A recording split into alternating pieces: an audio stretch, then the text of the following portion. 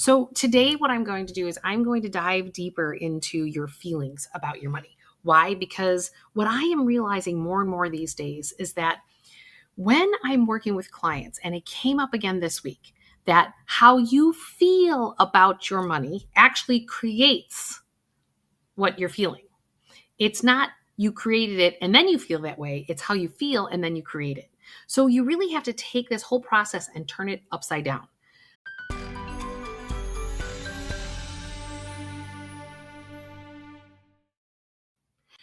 Hey, everybody, don't forget to hit that subscribe, like, and notification bell. Why? Because I'm going to help you get to a life that you love and manifest the money, the love, the relationships, everything that you desire because you're going to align with yourself. We talk about real wealth, real people, real challenges. It's about real wealth and creating that in your life. So today what I'm going to do is I'm going to dive deeper into your feelings about your money. Why? Because what I am realizing more and more these days is that when I'm working with clients, and it came up again this week, that how you feel about your money actually creates what you're feeling. It's not you created it and then you feel that way. It's how you feel and then you create it. So you really have to take this whole process and turn it upside down. Let me give you an example. I have people who constantly, from a cash flow perspective, they feel broke. They could have $1 million in the bank, but they still feel broke. Well, so what do? They actually create scenarios like debt scenarios that actually challenge their cash flow, and then they have the feeling of broke.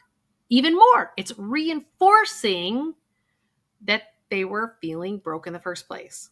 So I was working with somebody the other day, and I was talking to the couple about the fact that they were challenged about their cash flow. I'm like, we've been working together for years.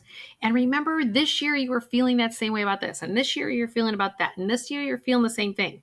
So if you are hardwired in your subconscious mind, a pattern that got put into place when you were younger in the communities and the households you grew up in, those feelings are not going to go away until you build a muscle into another area. You have to build your financial muscles. And I'm always talking about the fact that you need to build your financial muscles in a different arena. And so how you do that is saying, okay, so what system do we have to create financially so that you don't reinforce that feeling of feeling broke? So we have to create financial space for yourself. These days, so many people do not come from a place of empowerment, no matter how big your income is, or how many assets you have, or how little of income, or how little of assets. It's the same human patterning. And people don't believe that to be true. And I am telling you, it does not matter how many zeros you have in your income or your asset level. Human behavior is human behavior. And your feelings and how you feel dictate every ounce of all of it. This couple this week, they were talking about how they still feel like they never have enough money. And I'm like going, oh, but you're going on better vacations. Oh, but now you're paying cash for your next car because you chose to become your own bank. At some point, there is a turning point where you are fully self-empowered, not only from a cash flow perspective, but also from an asset perspective.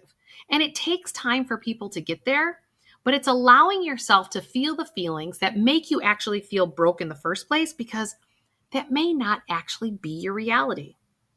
You are making choices every single day, day in and day out. And the question is do those financial choices actually cause your nervous system to jam up again? Or does it make you feel expansive and open? If it's making you feel contracted and making you feel broke and making you feel confined and making you feel like you can't have anything, that's when we work things out or we act it out, and we do it through our money, through our health, or our relationships. So this week, be mindful of how you are feeling about your money and choose to make decisions that feel more expansive. Now, if you need some more help and drill down into here, I'm going to put the link below. I have a course that you can take. It's a 6-week course, and it comes with me coaching you in a group session to get to a place that you really want to get to. So don't forget to love yourself enough to actually tune into those feelings so that you can actually feel them move on to create a whole new reality. Come join us.